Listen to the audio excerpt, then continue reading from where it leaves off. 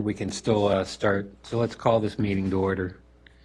Roll call vote, please, or attendance. Here.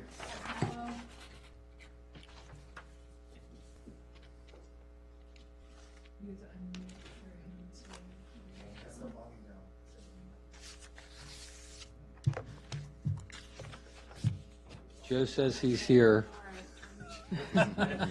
Here. Here. Snyder. Here. Ramirez. Stepped out. Gallagher. Here. Okay, we'll do the Pledge of Allegiance.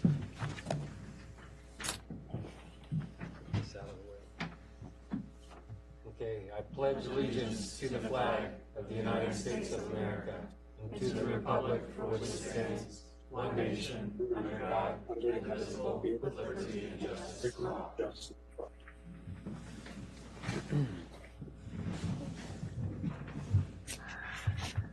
Okay, we got the invocation with Reverend Donald Meeks from the Greenwich Presbyterian Church. Welcome.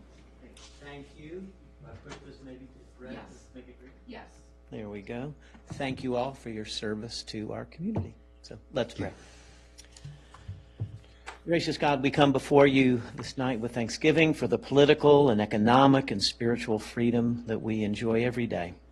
And we pray today for the brave men and women who serve to protect and defend our nation in the armed forces, and for those who serve to protect this community in law enforcement, fire and rescue, and first responders, or be close to all who find themselves in harm's way this day. We thank you for the willing hearts and hands of our town council members. May each council member be guided by a spirit of wisdom and humility. May they exercise faithful stewardship of the responsibilities and resources entrusted to their care. Watch over their families tonight and protect each council member from discouragement or anger or weariness of spirit. And so grant favor to our town council and staff, businesses and residents, that working together your will may be done on this portion of your earth as it is in heaven. We ask this in the hope and strength of your great name. Amen. Amen. Thank you. Thank you.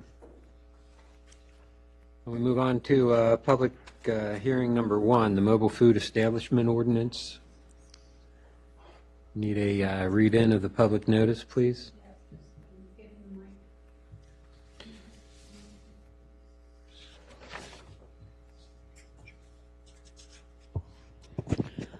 Okay.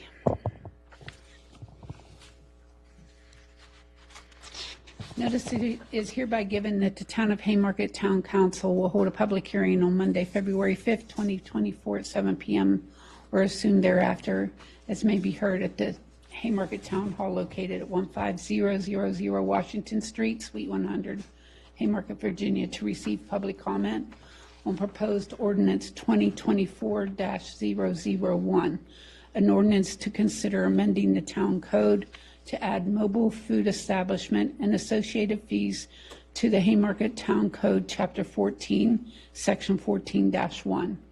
A full copy of the proposed ordinance is available upon request or available for review at the office of the town clerk at 15000 Washington Street, Suite 100, Haymarket, Virginia 20169, between the hours of 9 a.m. and 4 p.m. Public hearing will be held in a public facility accessible to persons with disabilities. Any person with questions on the accessibility of the facility or requesting special accommodations for a disability may contact the town clerk. Okay, do we have any citizen comments for the Mobile Food Establishment Ordinance? Okay, nothing present. How about the email? I did receive an email from a resident, Mr. Ben Barbin. It is a quite lengthy email. I have given you all a copy for you to follow along. Okay, will you attach this to the Yes, sir. agenda packet for Yes, sir. public to see? So Mayor, would you mind generally describing just with the content of it, just simply edits or suggested edits for clarity and? That is, he asked us to read the entirety into the record. Okay. Well, since the request was made, start to read. I have reviewed the proposed mobile food establishment, AKA food truck ordinance provided to me following training last week. This draft is a good starting point, and I have comments and edits for council's review and consideration to make it even better. Unfortunately, I cannot attend tonight's meeting, which is why I have emailed both for my commentary. Specific edits are bolded or struck out. Please let me know if you have any questions or comments. The first item is direct general comments. Number 1, consider clarifying early on in the ordinance, whether in the first paragraph or first section, that this ordinance is not for special or time one events such as Haymarket Day, concert in the park, farmers market, etc., and point the reader to where the location of the special or time one event requirements. Section 14-172, subsection A, does address special events. However, it is buried on page 3 of the ordinance. Notify the reader up front before they read 3 pages in to find that this ordinance does not apply to their special time or time one event. The audience for this ordinance is food truck vendors. Make it easy for them to read, follow, understand the ordinance. Number 2, the ordinance does not address the criteria, causes for not accepting a business license, zoning permit, or both applications, considering including these criteria within the ordinance. Number 3, consider combining the consolidating sections 14-172, 14-173, and 14-174, as these sections relate to operational requirements and there is an overlap between these sections. For example, these 3 sections could be combined and categorized as follows: days/hours, section 14-2, subsection 2, and 14-173, subsection 1. Location requirements, sections 14-172, subsection 3, 14-172, subsection 4 to 14-172, subsection 7, 14-173, subsection 7, 14-173, subsection 10, 14-174, subsection 1, and 14-174, subsection 2. Vending location requirements, sections 14-173, subsection 3, 14-173, subsection 8, and 14-173, subsection 9. Noise, section 14-173, subsection 2. Signage, section 14-173, subsection 6. Trash and waste, sections 14-173, subsection 4, and 14-173, subsection 5. Be consistent with the use of shall and do not use may. Shall indicates mandatory action and may indicates optional or some degree of discretion. For example, 14-173, subsection 5 uses may language. Review to use shall. Section 14-170, general requirement comments. Number 1, 14-170, subsection 1B is similar to the second sentence in section 14-172, subsection 1. For conciseness, state the annual validity of the permit only once. Stating it only once prevents incorrect errors and would only need to be updated at one location within the ordinance if future changes are made.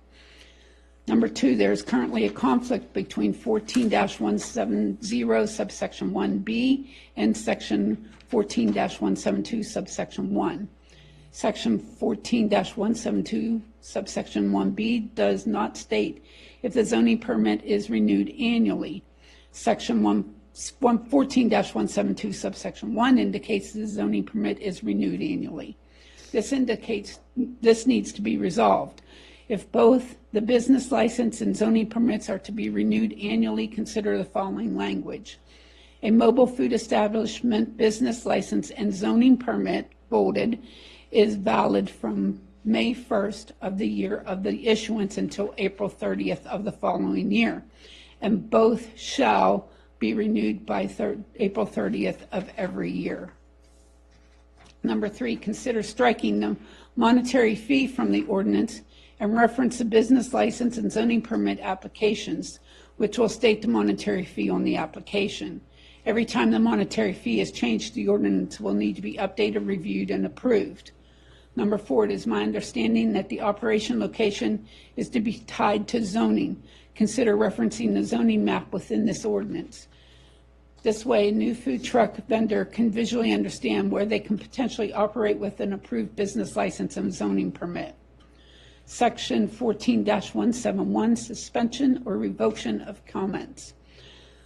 Number 1, Section 14-171, subsection 1 states, business license and zoning permits may be suspended or revoked by the zoning administrator or town manager.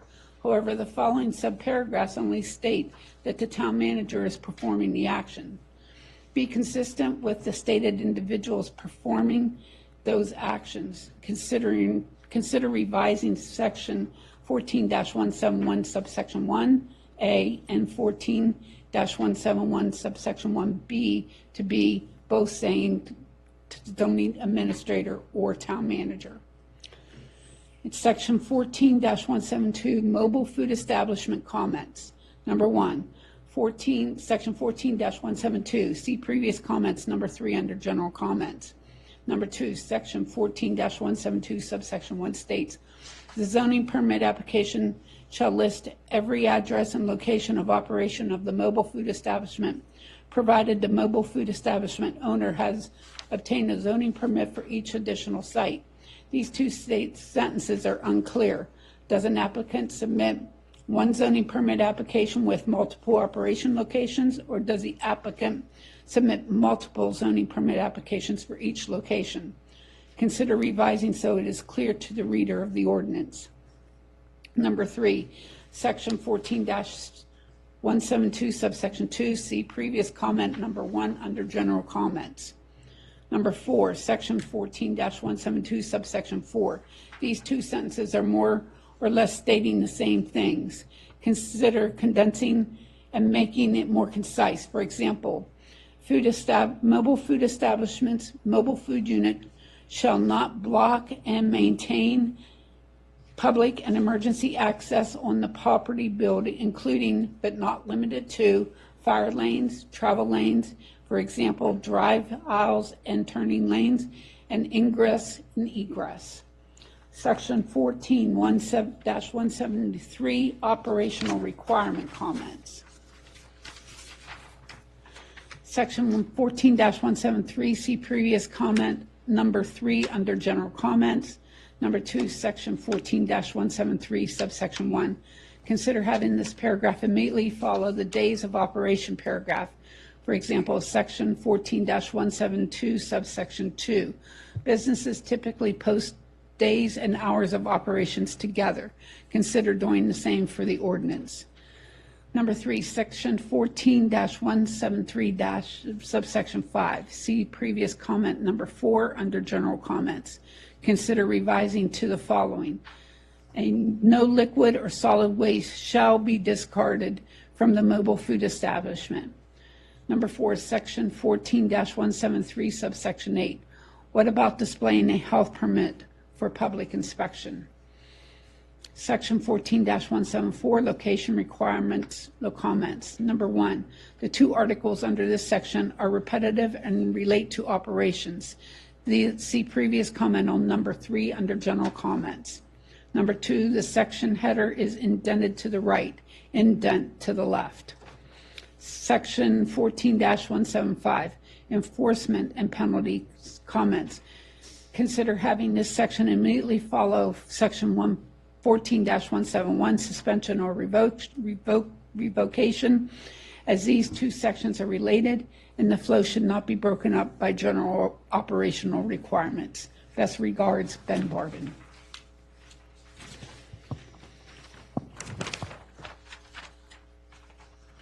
Okay. Since that's all we have for public hearing number 1, the mobile food establishment ordinance, we'll consider this closed. We'll move on to the next public hearing 2, budget amendment. Public notice, please. The Haymarket Town Council will hold a public hearing on Monday, February 5th, 2024, beginning at 7 p.m. at the Haymarket Town Hall, 15000 Washington Street, Suite 100, Haymarket, Virginia 20169, and/or at such other times as to which such hearing may be continued to consider amending the fiscal year 2023-2024 budget as summarized below. This amendment will now increase the adopted operating budget for fiscal year 2023-2024 by $1,096,234. The new overall adopted budget with these increases will be $4,406,173.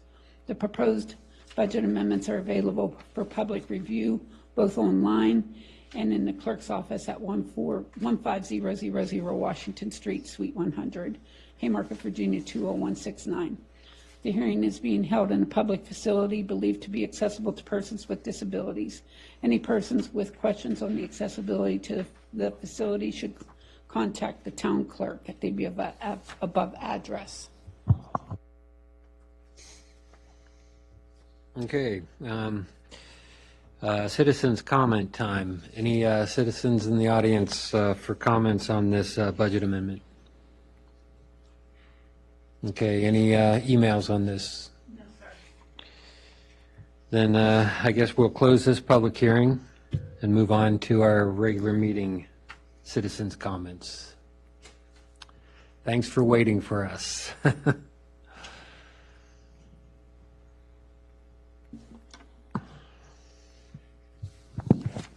Yeah, I would have thought that gentleman that wrote that long whatever would have said something long before this.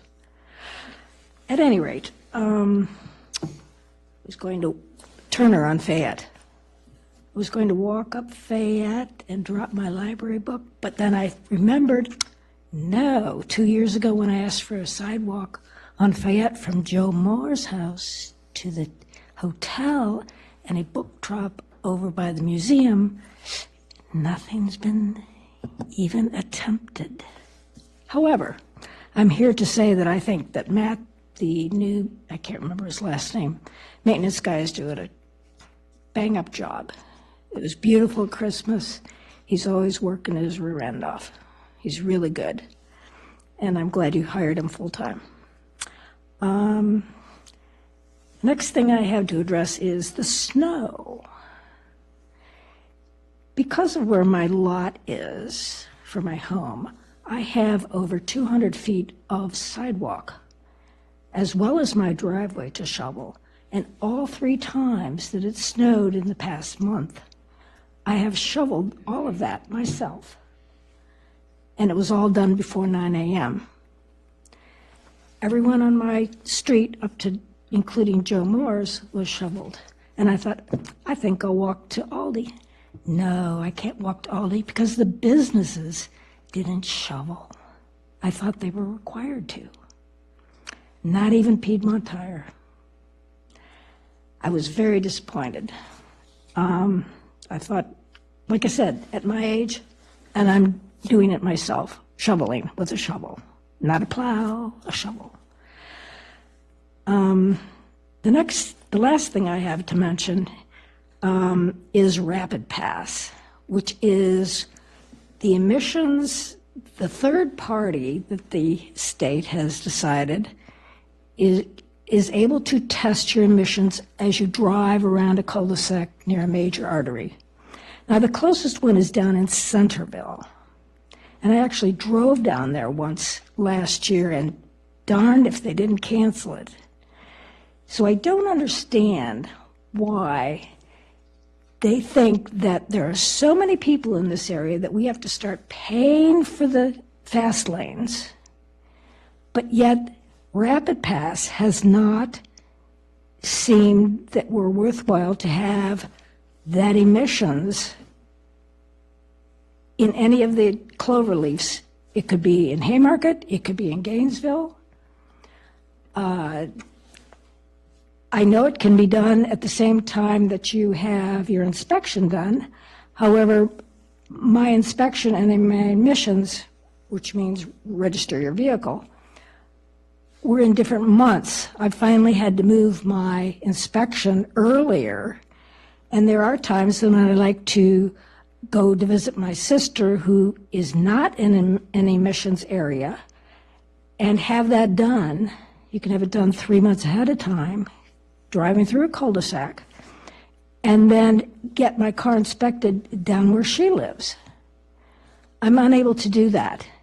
I think this might be one thing that Donica Rome might be able to handle, because she seems to be off on whatever tangent she always is, doing something else. Maybe she can help resolve this, but I do think that if they feel that we're worthwhile to pay for the pay lanes, for the fast lanes, that Rapid Pass should be required to put something in closer in here. Unfortunately, we can't go west because Fauquier County does not require it. And that's all I have. Thank you very much. Thank you for coming today, Marie.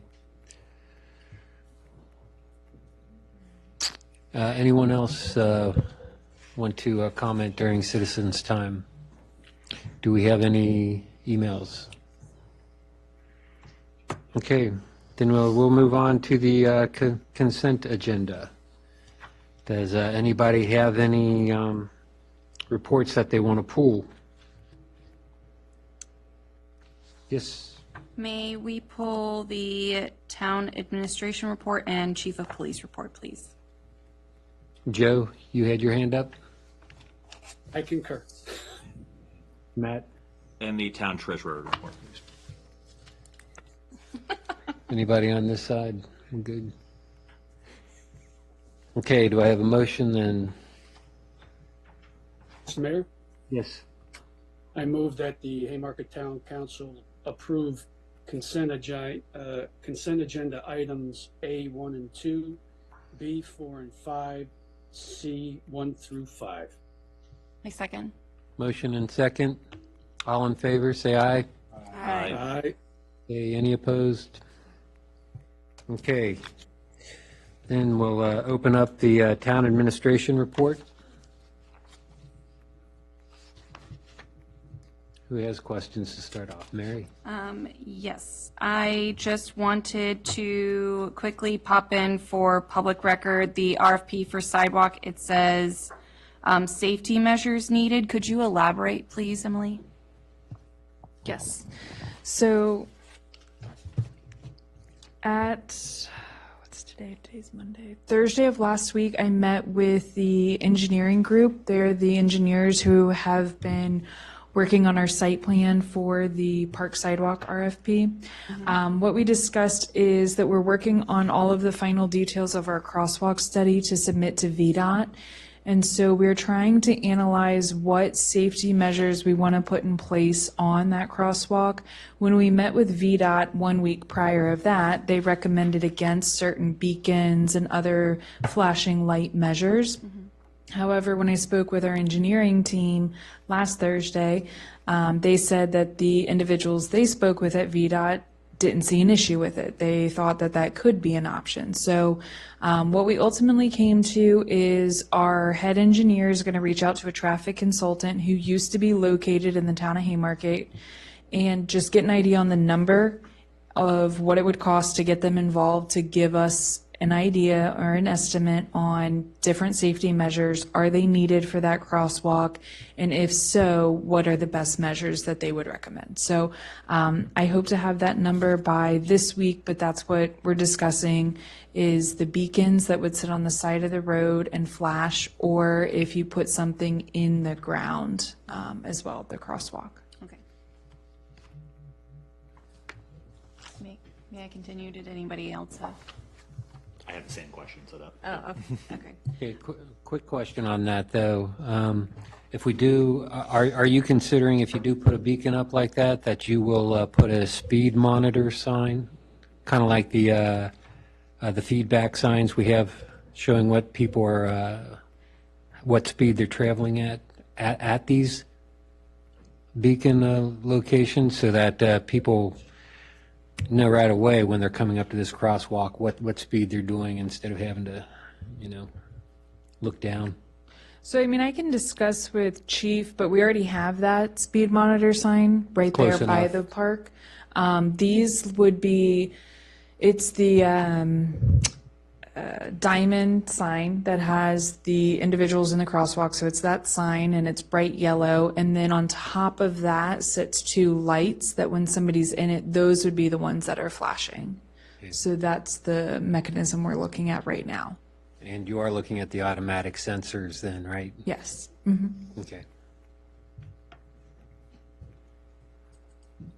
Continue. Okay, thank you. I also wanted to pop over to the communications survey. I did receive feedback from residents that when we post a survey, if we could also include any ordinances in pertaining to that, for example, the food truck ordinance. Maybe we want to include that like item explicitly in the communications plan, so that way we explicitly know, like, if we have something, we have documentation to back it up. It's not just like a survey with no context. Okay.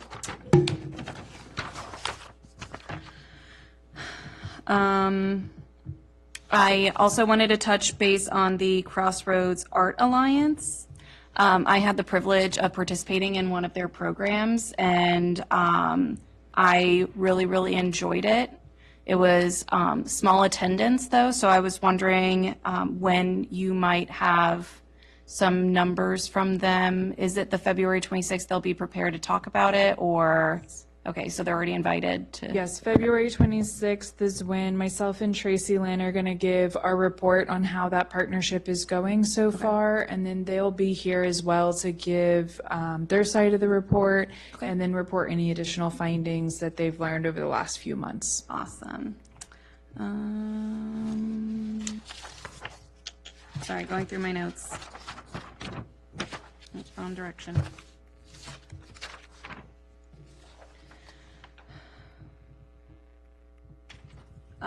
For the Van Meter Robinson Village, are you guys still in discussions with them about releasing bonds and things? Like, where is that at? We are, so they currently are not going to have any bond releases because they haven't finished their site work. So Okay. they only received a partial landscaping bond release. Okay. I'm going to ask, I'm going to be a proponent for my constituents in the Longstreet Commons neighborhood. They have alerted me to debris being left by the developer between their property lines and the easement, like onto their side of the property line. If I don't know the particulars as to like landscaping things. Did anybody reach out to you Crossroads specifically? Village Center? No, Or- the Van Meter, Robinson Village. Oh, Robinson. We're working on their as-built. I'm sorry, I thought you said Crossroads. No, it's okay. No one has alerted us. No residents Okay. reached out to us to alert us of any debris or issues that they had in their backyard. So we had one issue during construction that the team came out there and cleaned up. Okay. And then there was another water issue that was resolved as well. Okay. So I'm just asking that maybe town staff touch base with them. I don't know the protocols for all of that. Maybe you and Thomas are better suited for that, but I just did want to let you know that before any bonds are released for that, if you could please review and make sure that they're doing everything they're supposed to be, especially if these constituents haven't reached out to you, which I advised them to do. And I gave them your business card as well, so. Can you tell me about what area these residents? The Rising Sun Street facing the back townhomes, there's like a stretch of wooded area that was sort of like cut back quite a bit. Okay. And I think there was debris left in there, and then there was some overgrowth over the summer. And so when things started to die back, they realized how much debris was back there. Okay.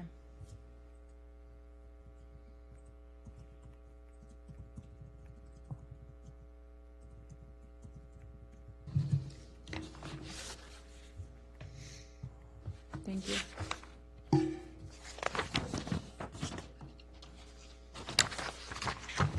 And that's all I have. Thank you. Okay, Joe, see your hand up? Yeah, with respect, can we just go back to the RFP for the sidewalk? I didn't hear, maybe I missed it. Emily, did we officially award that to the contractor? Yes, that's correct. And so I guess that was done, what, yesterday, last week? Last week. Okay, excellent. And so I guess one of the things we'll be seeing eventually is a schedule, a calendar of activities going forward, or you'll be getting it, I mean. Yes, so one of the things that I'm going to work with the contractor is developing the schedule. We needed to hear back from our engineer on the final steps in order to get that crosswalk study completed. So now that we're kind of in a limbo, once we hear on the crosswalk study, we'll be able to develop our schedule in detail. All right, great. But the expectation for our folks out there who like to use the park and walk, the expectation is that we may have this done by the end of this fiscal year, meaning by the end of June. Yes, that's our goal. Okay, wonderful. Thank you. I just want to make a comment about Kim. And I noticed in our minutes, Kim, that you made reference to the remote participation. It did not go unnoticed in accordance with the rules, and I thank you for doing that. That's all I have, Mr. Mayor. Okay. Any other questions for the town administration report? Okay, we'll move on to the treasurer report. Matt? Yeah, I just had one question. I know we've put out the RFP now for the trash, and was wondering if you could provide an update on the kind of where we stand. I know when we spoke last, we were. Yes. Actually, I'm glad you brought that question up. We did place the RFP. We held a mandatory meeting last Thursday. Fortunately, we only had one vendor that was able to participate. Thus, we would only have one price to be able to review per the way that we had the RFP. I reached out to our town attorney, Olan, Mr. Simmons, and due to that, we are able to republicize that RFP. So we are going to do that today, well, tomorrow morning. And this time, what we're going to change is that we are going to make the mandatory meeting into a virtual Zoom meeting. In hopes that that would help us get more people interested, as I know that the schedule conflicts, it could work hard, it'd be a lot easier. And being this, doing this will also give us the opportunity to have multiple bids, which is what we're really looking for as well. So that is the status on that right now. But thank you for asking that. Okay, thank you. That's what I was looking for. Thank you. Any other questions?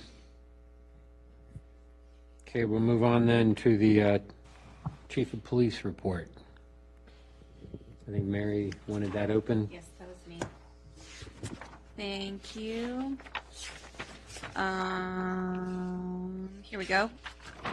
So, Chief, I am super excited about your first annual Seniors Educational Summit. Yes, ma'am. Do you have a location? Yes, ma'am. It's going to be at Park Valley Church from 10 a.m. to 2 p.m.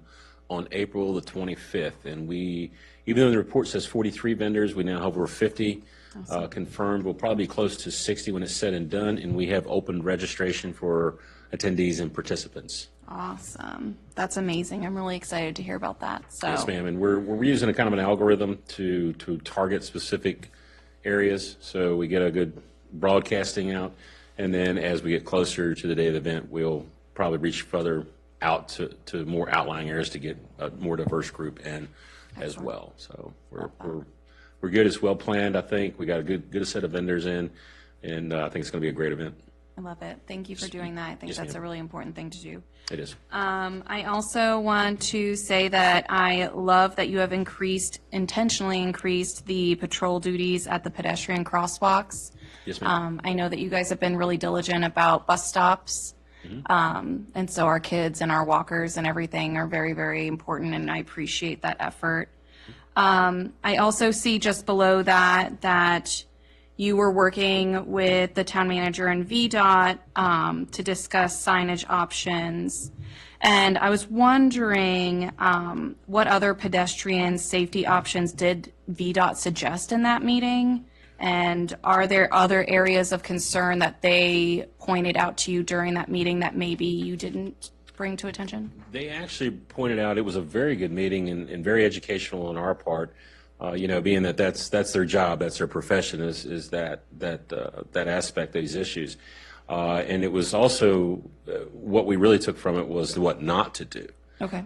Because they have noticed, and I won't speak to the intersection specifically, but we were looking at increased visibility for the driver. Okay. Making them aware that there is a crosswalk or there is somebody in the crosswalk. What they indicated, and I'm kind of paraphrasing it, is that you can overdo it to where the pedestrian feels more comfortable and thus becomes oblivious to the world around them and just proceeds. Okay. And they put some of the safety aspects for the driver at an intersection not too far away, and actually saw an increase in pedestrians hit. Okay. So it was really educational as to what not to do. Okay. The good news from that is some of the things that we wanted to do, they are going to do, and not only are they going to do them, they are going to pay for them. Okay. It's not going to be incumbent upon us to purchase the materials that we're looking for and then contract to have somebody put them up. They are going to do the whole aspect. And as a matter of fact, we did receive an email, but we noticed VDOT trucks setting at the crosswalks, taking data immediately after the meeting, within a couple of days of the meeting. So they're already collecting the data that they need and to start the engineering process of what they're going to do to assist us with keeping this a pedestrian-friendly town. So the meeting didn't turn into, hey, this is what we want you to do. It was like, hey, this is what we can do, and this is what you shouldn't do. Okay. And it was very educational. It was a really good meeting, and I know that the town manager and I both was really taken aback at their aspects of looking at all the aspects of it, not just from the driver's viewpoint, but from the pedestrian's viewpoint. Awesome. We did also talk about a speed indicator sign, as the mayor was talking about earlier, on Jefferson, and we have begun. I didn't have the information in time for this report, but we've already started doing a traffic survey that we need to do to spearhead that and move that forward. As we noticed, and especially with our traffic tickets, and the town manager noticed that people are carrying speed from the area of Heathcote on into town, crossing Cheyenne and on up through the right into the town hall area. Yep. So we have begun already doing our due diligence, what we need to present that to VDOT. I actually just received an email from VDOT about an hour ago wanting on some questions that I had on the survey, and they actually want to have another sit down with us and discuss some few things and make sure that we're moving properly in the right direction. And awesome. So yeah, great idea from the town manager, great aspect of looking what the town needs, and so we're moving forward on that as well. Wonderful. Well, that's all I had, and I just want to say thank you. Much appreciated. Matt? Just real quickly, I just wanted to call attention to Officer Galbraith's accomplishment. He received his Master of Science, Criminal Justice, Law Enforcement Leadership. Just please pass on, my congratulations, and I'm sure I speak for the entire mayor and council. It was a great accomplishment. I will relay that to him. He was actually my ICAC investigator when I was a division commander in Frederick County, Internet Crimes Against Children. So he's really good, and he's continuing his education and continues to be a great asset to our office. Great. Just wanted to extend my congratulations. Thank you. Thank you. Yes, sir, will do. Okay. Joe?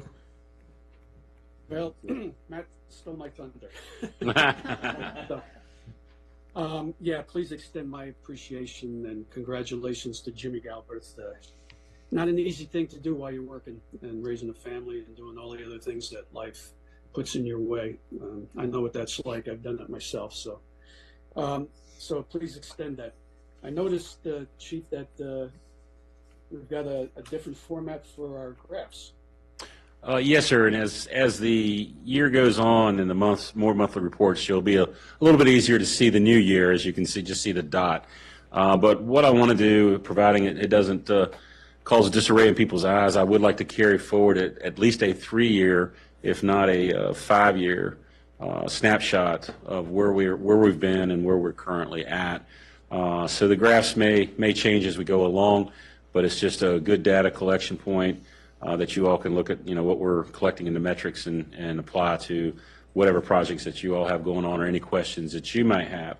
I do want to add, at your request, when we spoke at the work session, I will be including some new material in reference to the DMV grant and the parameters that you outlaid for me in our subsequent phone call from the work session. Didn't actually have time. This report was already submitted at the time of our call, but moving forward, I do have that information. But moving forward, you'll probably see some capture snapshots of where we're at with that, along so council can also look at that and know what we're doing, when we're doing, and how we're doing it with the money that we're receiving from that grant. Thank you, Chief. That's excellent. I appreciate that. That was a very good conversation. I look forward to seeing how you present that. Yes, sir. I just wanted to go to your calendar, which is quite chock full of a lot of events, part of your outreach effort. First question is, who's the St. Baldrick's person this year? Is that you? I think it's going to be me and Chip. I think Chip's jumped in for it. Of course, he don't have much hair to cut off anyway. But at least I do get to keep my hair like it is through the polar plunge. So I'll probably need that extra little heat bearer right there. My goodness. Okay. Didn't you say you was going to do the polar plunge with me? Is that what you said on the phone call? I thought. Well, I can certainly cut my hair. That's for sure.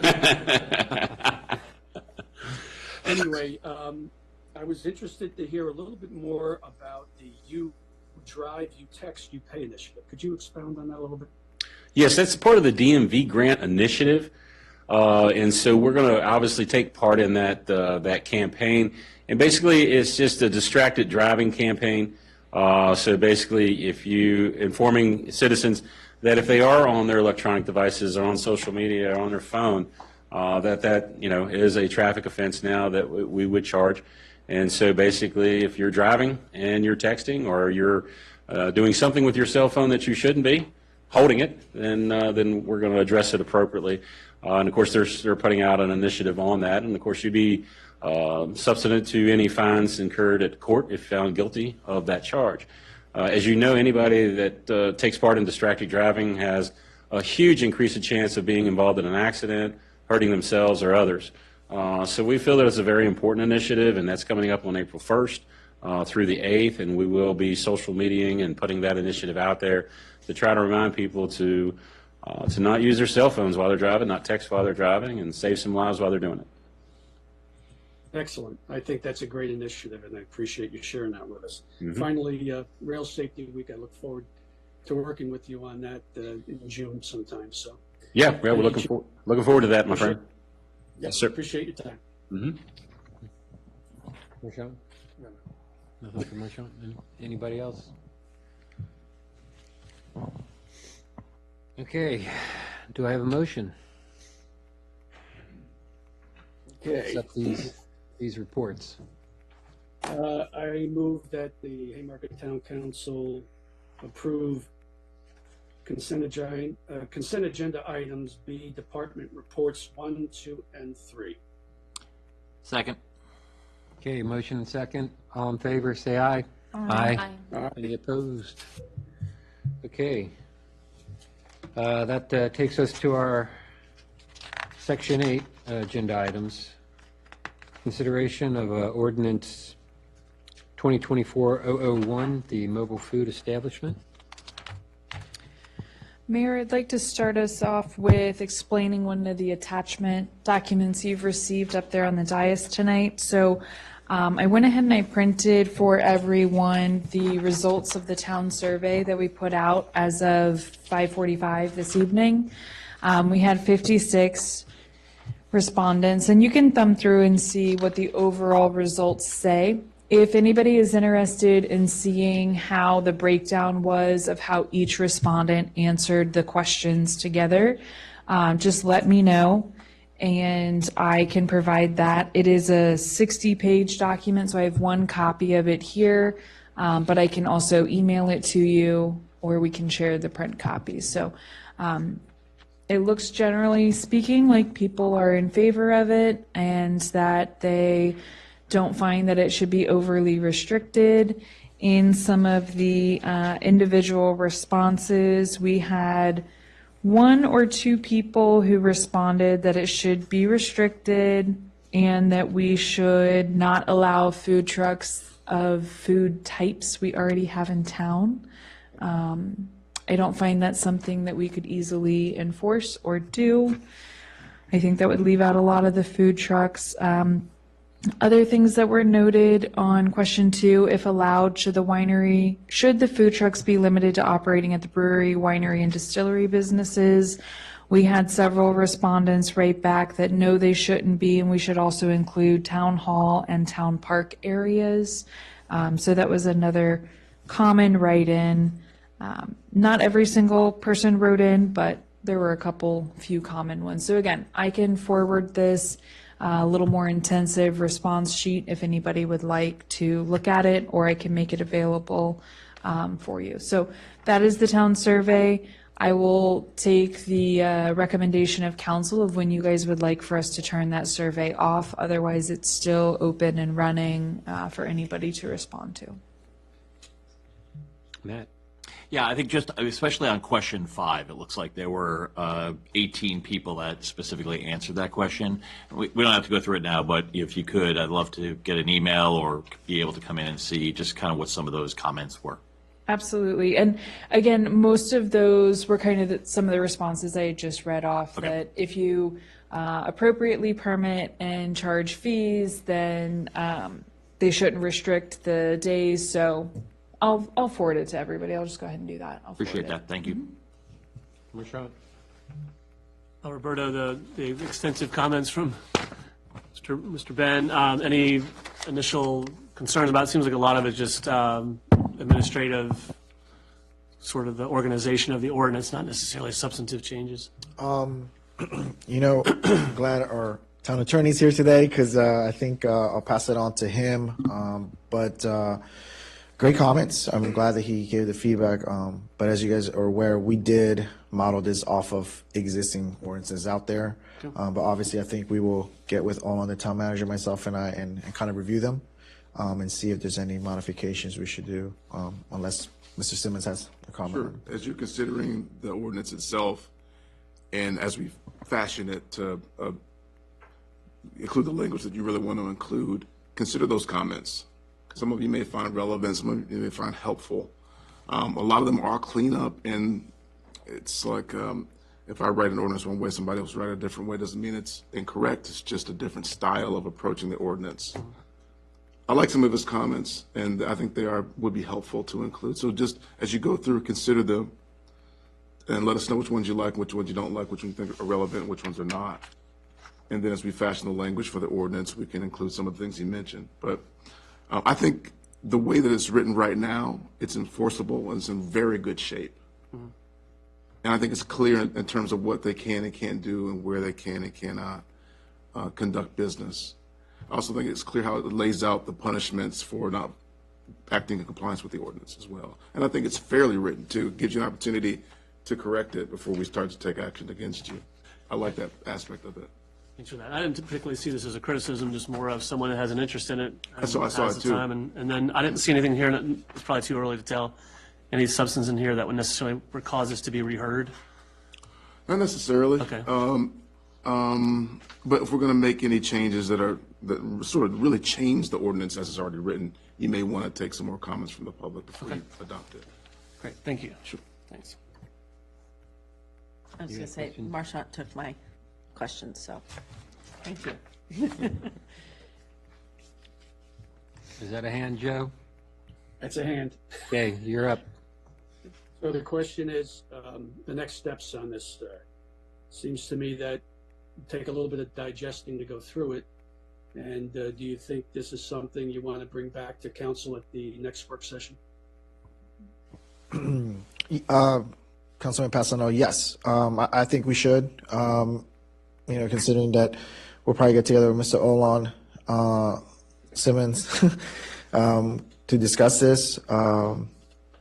Timeline-wise, I feel comfortable because if we were to bring up and we needed a public hearing, we can, say have one in March, and then essentially maybe review this back in April, consider for a vote. It's right around that cutoff time for the new business licenses. So if council were to act on it, approve it, or go forward with it, we have the ability for these new businesses, once they renew, to go through the new process, and for new businesses to, apply for them as well. Okay, thank you. Alexander? Okay, so as by now, most of you know, one of my concerns with this is the potential undesirable negative impacts on two fronts, right? One is potential impact to local restaurants and eateries. My concern, still to this date, is that it could potentially take away businesses from local in-town restaurants and eateries, right? I would like to think that we would like to do what we can in order to prevent undesirable outcomes for in-town businesses, right? So that continues to be my concern, one of my concerns. So in relation to that, looking at the individuals or the types of responders here, I see that maybe about 5 identified themselves as business owner, right? So in relation to my concern, if possible, again, I don't know if it's going door to door to the restaurant owners and the eateries, letting them know about the existence of this survey, but ideally, personally, I would like to get a little bit more feedback from such businesses, in-town businesses, to determine whether or not it's my concern is a valid concern from their perspective, right? But I don't know how we can do that. Yep. And again, I'm willing to go do it, business to business, try to get their feedback, right? Yep. Even respond to the questionnaire, but. So leaving the survey open a little bit longer. Yes, definitely. Having a one-on-one meeting, Mm-hmm. pop in for the restaurant specifically. Correct. Okay. Maybe a line item on your roundtable, business roundtables? Make it a line item on the agenda? We already did that. Okay. Yeah, we already had that. So, and the restaurants that participated in the business roundtable were very supportive of the food trucks. And again, I would reiterate that they actually wanted to do bigger events with food trucks. I think the philosophy there is it's a culture, and people will follow different food trucks, as much like, I don't know, when I see a pop-up, I go to wherever that pop-up is. So it was overall very positive from the participation that we had at the Business Roundtable. But I'm more than happy to do follow-up and visit the restaurants within the area. But in terms of, I think we are putting this in place, again, a food truck policy ordinance, what have you, which we need, right, for the town. But the reason we're limiting food trucks to operate from brewery, distillery, winery locations is so that, as one of the business owners indicated, food and drink goes together, right? And they don't have an ability, well, they're choosing not to make food items available because that's not their strength. As a result, they're, in a way, meeting that demand by inviting food trucks, right? Right. I think that's what. So they operate under a slightly different license as far as food and beverage is concerned. But I think that also we could partner, and it was also discussed at the Business Roundtable, coming up with a partnership between the town and the existing restaurants, because they all have open food policies. So it's just a matter of allowing the citizens to decide on what they want to eat and how they want to go about doing it. Yeah. All right. But yes, definitely, I would like to leave the survey open a little bit longer so that we can hopefully get more feedback from in-town businesses. Okay.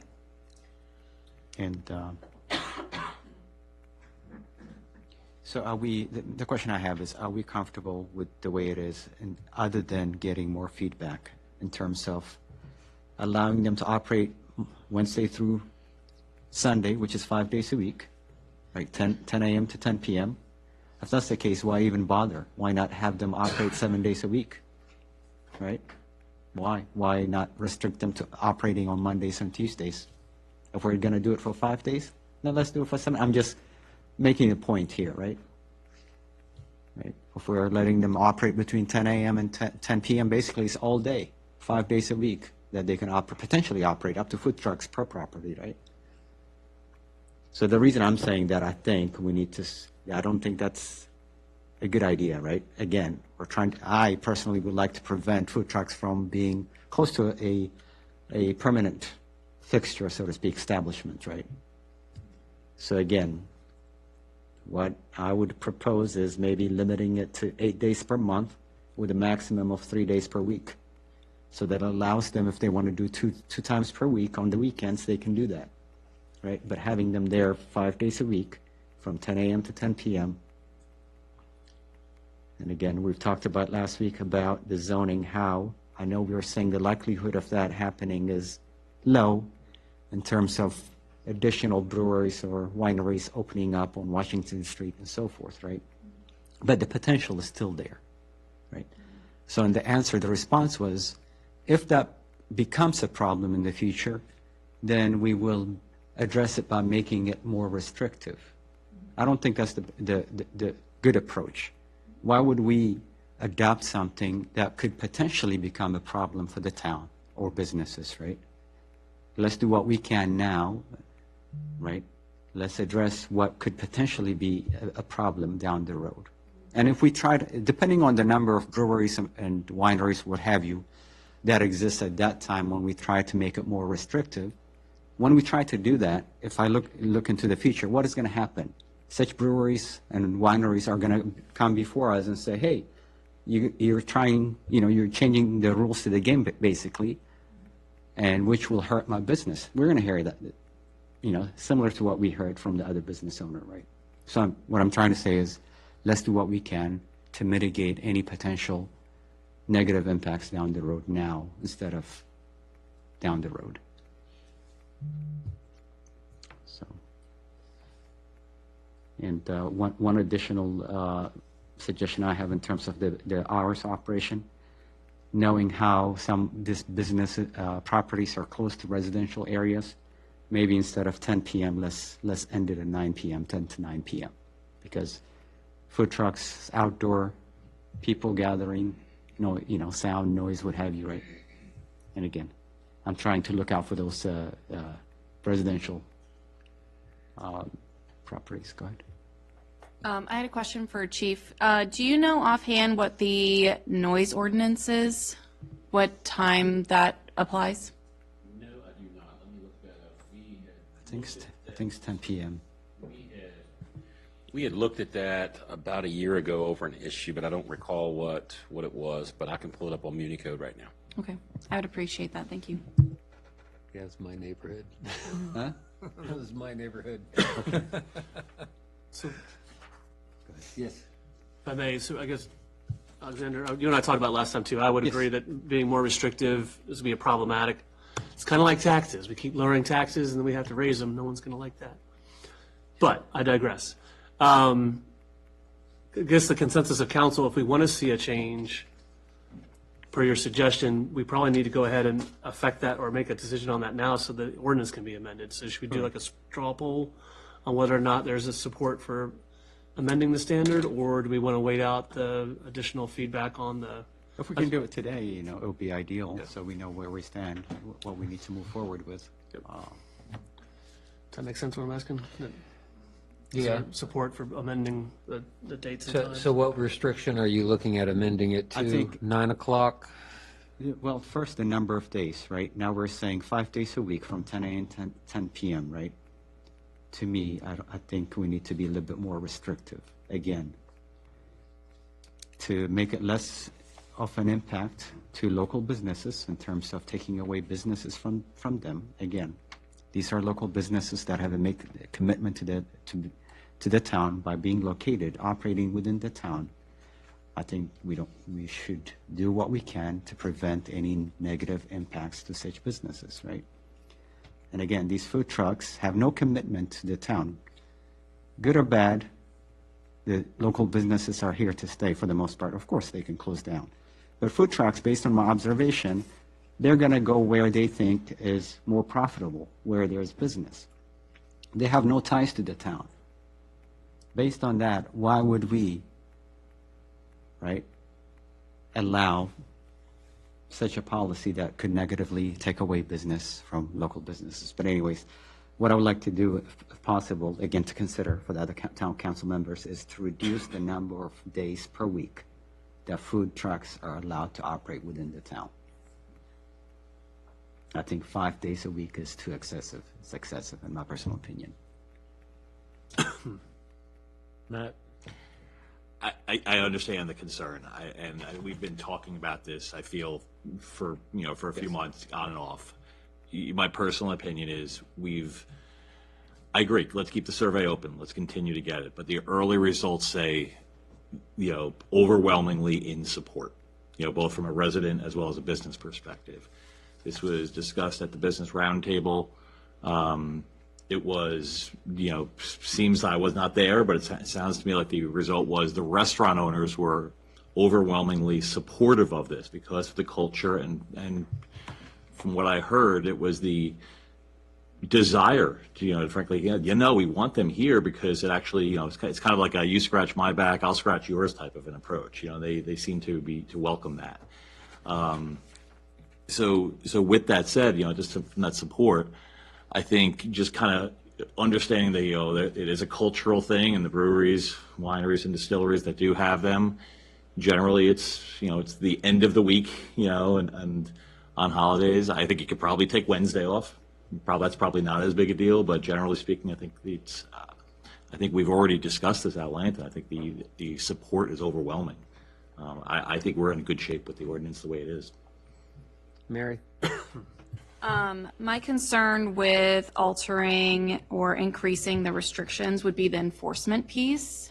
Seeing as staff is limited, the burden would then fall to our police department, which, due to all the development and the growth in town, they already are strained on their resources, in my opinion. And it's really not their job to police businesses. That's not their scope of, they're not zoning administrators. So to put that burden on the police department or on staff to ensure we know what days everyone's signed up for and make sure they're adhering to these rules, I think that that's going to overburden our staff and overburden our police department. And I don't know if that's a good allocation of our resources. So while I don't necessarily disagree with your stance on I don't want to hinder business for our brick and mortar, I think the practical application of what you're asking for would be very costly, and it wouldn't be a good use of our resources. So that's just my concern if we were to become more restrictive. Good. Tracy Lynn? So my viewpoint is not going to be a shock, right? Oh, yeah. The breweries and the wineries are our businesses within town, and this is a way that we are demonstrating a support to them because it is their business structure and their plan. It is slightly different than my restaurants that are brick and mortar, but we are supporting them and guiding them in being a participant in Haymarket, right? The other thing is that there's a culture, and people are going to come to our town, and there is going to be added benefit to our restaurants through that very organic marketing. So I would say that I'm in compliance with the ordinance as it stands. Okay. My comments, making it more restrictive does put a burden on enforcement. But truly, I have a feeling that the enforcement on this would be a little bit liberal. It will be identifying a problem and targeting it with something that has teeth, and this would be our teeth. But on the restrictions, on the other hand, I'm looking at this survey, and this survey says that we're too restrictive already, and they want it opened up a lot more. I think because of our concerns about being restrictive on your end, the loosening up of restrictions on the survey end, I think we're probably at a good balance to start off with now, but that's just my opinion. Anybody else? Can I say something? We'll hit Joe, and then we can come back for a rebuttal for you. Okay. Go ahead, Joe. Well, I appreciate all the comments I've heard so far. I think there's merit in a lot of them. Frankly, we have heard from the public. We have heard from the businesses. And, if the businesses could fill that vacuum that the food trucks appear to be able to do, then they would be doing it already. So obviously there's a need there somewhere. And these businesses, meaning the wineries, distilleries, and breweries, are also town businesses. I think I've said that before. And they have a need to fulfill.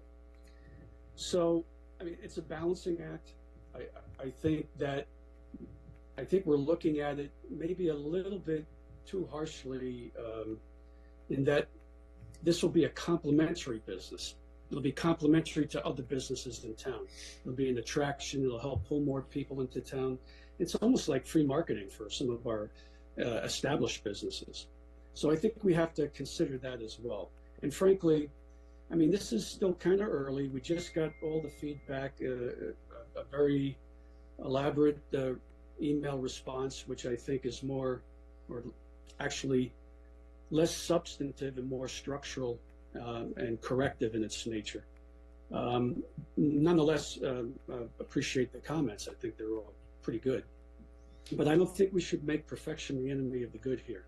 I think, we should go back, take a look at these comments that we've gotten so far, consider them all, and then have another discussion at our work session or beyond when staff is ready. And then we can discuss the merits of either going with what we have based on what the feedback has been, or going further restricting the policy. So that's my take. And I've said before, I think, we're pretty much prepared to go forward with it. And I think we even talked about it at the last meeting, Alexander. We talked a little bit about, doing it more like a pilot and making an assessment after a certain period of time. We've done that before, and that gives us an ability to collect even more data and to understand exactly what the impacts are. Because right now, I think in some cases, we're just kind of shooting in the dark. And folks are going with their own proclivities and opinions on this. So that's my thoughts. Your rebuttal? Okay, a couple of things, right? I think the concern I have is I'm not the only one who has such concerns. I think town staff has already informed us that a couple of municipalities, town of, Warrenton, and I think, what is it? Warrenton, what was that, the other place? Middleburg, right? Roberto. If I'm not mistaken, they don't allow food trucks. And when I asked the question, why is that? And I think you indicated that that's because they're concerned about impacts of local businesses, right? So, and I think I looked into Dumfries, if I'm not mistaken, they limit operation to 4 hours. But anyways, but regarding, reaching out maybe to the businesses and asking them to respond to the survey, if we come across response such as this, again, this is a question to the other town council members, if you're not going to, if this is not, comments like this, or it's not going to change your mind, then no point in taking such action in terms of leaving the survey open longer. But this is one of the business owners, one of the 5, indicates basically the comment is the current proposal allowing a food truck to operate 5 days a week and up to 12 hours a day is the same as a business, except they get in without all other costs. It's unfair to the brick and mortar businesses. So if you were to receive additional similar comments from other business owners, would that change your mind? Or I'm just trying to get an idea of whether or not it's worth it to leave the survey open longer. So that Comment come from? one of the business owners. Short answer is yes. If I had, I'm sorry, I shouldn't have. Okay. If I had a number of different responses that were similar in nature, yes, I would certainly listen. That's what our responsibility is. All right. In that case, okay. Do you guys want me to take a moment and read those few answers out? There's not many. I can quickly find and read them because there are a couple others in here that say kind of the opposite. Yes. No, I'm trying to figure out whether or not it's worth it to leave the survey open and approach businesses. That's all. It's not, right? I don't think you lose anything. Concerned about it, then we need to leave it open. Yeah. I think that would be my inclination. I would want the same respect if I were arguing the same. So I don't have a problem with that. I think that that is an identifying factor of which we can address as far as, like, there is meals tax. There are things that the mobile food trucks are going to have to adhere to. So I think that that's a clarification issue within for the businesses. So that, to me, tells me that needs to be communicated. So that's a win. Anytime we can communicate better, I think that's a good thing. So, in my opinion. Sorry. We can move forward. Can I ask a question of Alexander? Sure. Hey, Alexander, so is your thinking that we would go into this more restrictive, and then based on the collection of data or whatever feedback we get, that we could possibly make it less restrictive if the data indicates it makes sense? Sure. Yeah. Yes, definitely, yes. I just want to clear one comment, though. Councilmember Bayani, the town of Warrenton, their situation is different. They're not allowing food trucks in general to operate within town. We're not stating that. Well, our ordinance is specifically to breweries. That's a very big difference. That's not the same. As far as the Warrenton, they're in general just not allowing food trucks anywhere in the town. We're saying similar because we're restricting it to the breweries. Also have to meet zoning requirements and parking spaces. Addresses that as well. To your concerns earlier on about the possibly showing up on Main Street. I think with the spacing and the parking, I don't think that's allowable, and that's written in the ordinance. So I just want to be very clear that that situation with Warrenton and us are not the same, because the reason why Warrenton is not allowing it is to just do open business similar to Fairfax County. We're not actually looking for that to be done. When we did the business roundtable, that's actually what people wanted to see. And two of the longest standing businesses in town actually were the ones that are very positive on that notion of why not do it in town hall. So I think I just want to be clear with that the Warrenton situation, when I stated that, it is right, but it's not the same, because Warrenton in general just doesn't want any food trucks in town. And we're not saying that. We're more like, this is specific for breweries and the wineries and distilleries. I understand. There is no misunderstanding on my part. The point I was trying to make is that there are other municipalities who restrict or don't allow food trucks because of concerns of impact, right? Potential impact to local businesses. That's what I was trying to get at.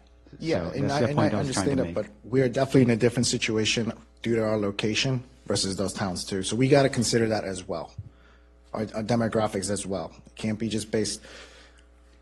Middleburg has Salamander, we have the Hilton, but we also have easy access versus Middleburg, you have to drive.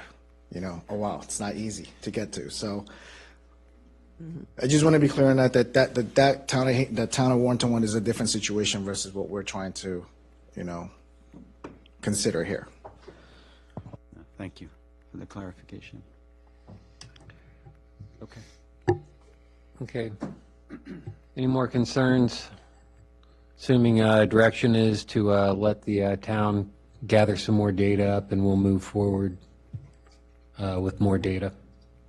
I'd also like to ask that town maybe consult with Olon. I saw Olon taking a lot of notes on the draft as like the organizational comments were made, and I wonder if there's any edits there that might alter anything in that conversation between you guys. But I would like to follow staff's thing, but that's up to council if they agree.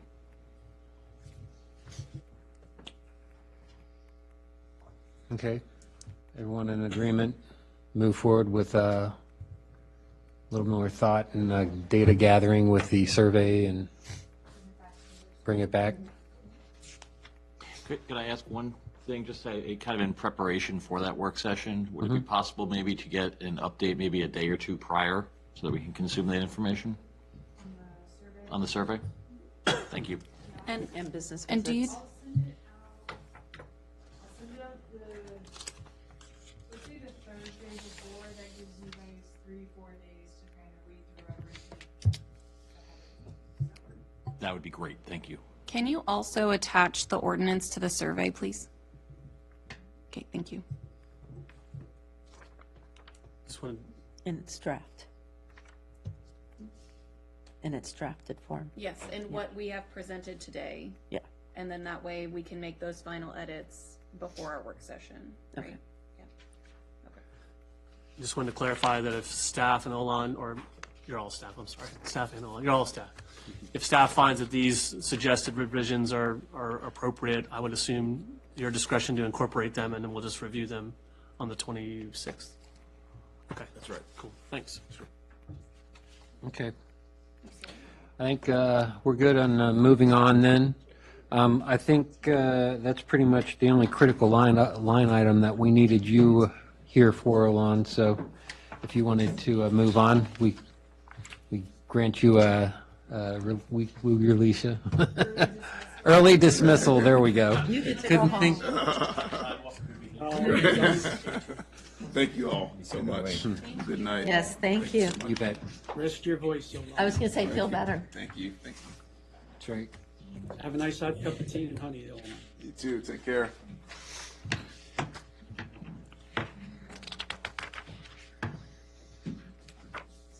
Okay.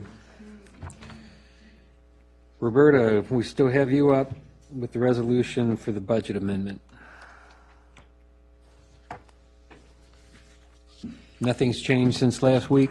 No, nothing's changed. The only thing I would ask, if the discussion was made on the snow removal line item, is that something the council wishes to move some CIP funds into it now? As from my recollection, I think you guys wanted to increase that expenditure. So is that something we do want to do in this amendment and just remove some of the funds from the CIP fund expenditure into the snow removal line item? Yeah, I think we intended on locking money onto that.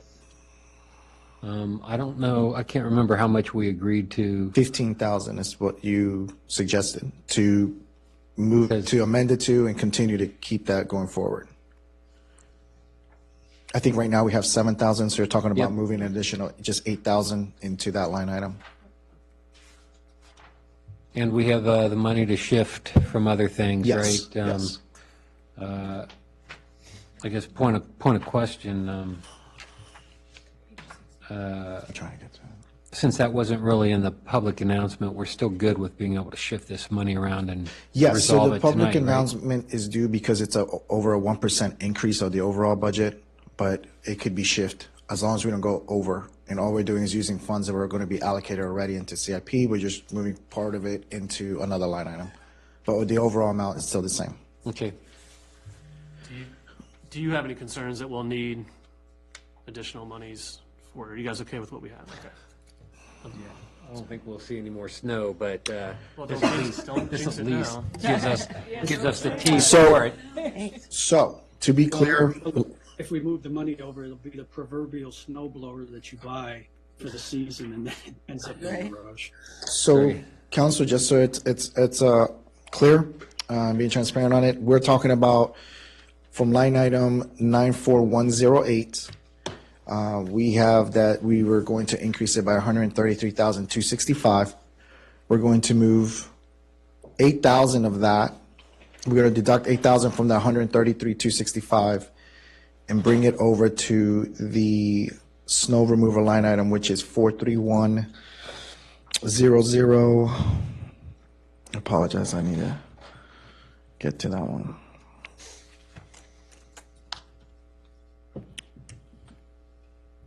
We will be increasing by $8,000 line item 431004.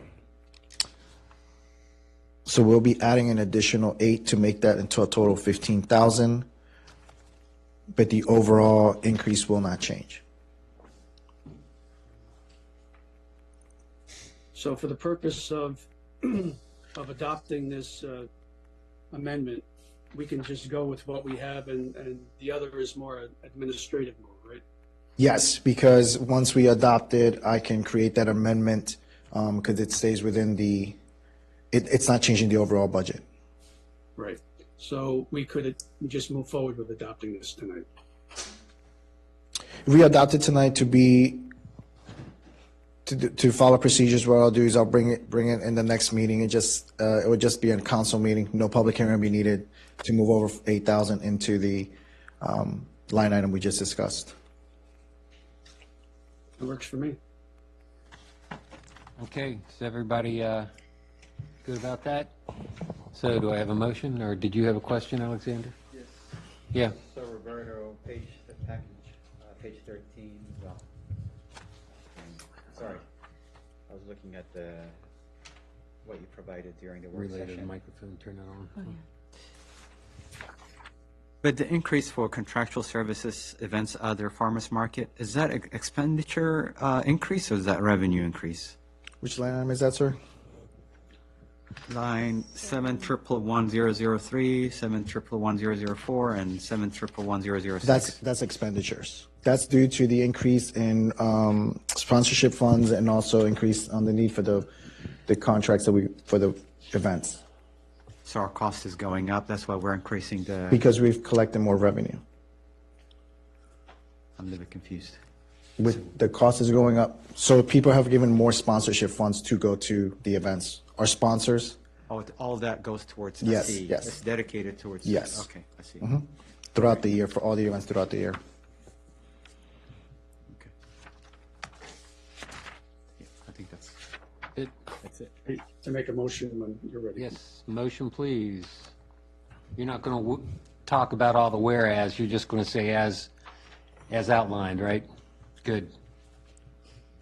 Mr. Mayor, I move that the Haymarket Town Council approve an appropriation to the fiscal year 2023-2024 budget as designated by resolution number 2024-001, thereby increasing the budget by $1,096,234, resulting in an overall new adopted budget of $4,406,173. Second. Okay, you got a motion and second. Last chance for discussion. Roll call vote, please. Yanni, yes. Casanello, Aye. Gator, Yes. Snyder, Yes. Ramirez, Yes. Gallagher, Yes. Nope, I don't vote unless it's a tie. I know, it's still a budget's coming forward. I know. It's okay. BZA reappointment nomination. Give a quick brief there. I don't know if town manager or clerk wants to handle that. Mr. Dan McGill has served on the BZA, I believe, since 2018. His term expired January 31st of this year. He is willing to serve for another 5 years. Just need a nomination to reappoint Mr. McGill to the BZA for the term ending January 31st, 2029. Okay, opened up for discussion. Anybody? Nope. So if I can have a nomination then? I'll do it. I move that the Haymarket Town Council nominate Mr. Dan McGill to the Board of Zoning Appeals to a term beginning February 5th, 2024, and expiring January 31st, 2029.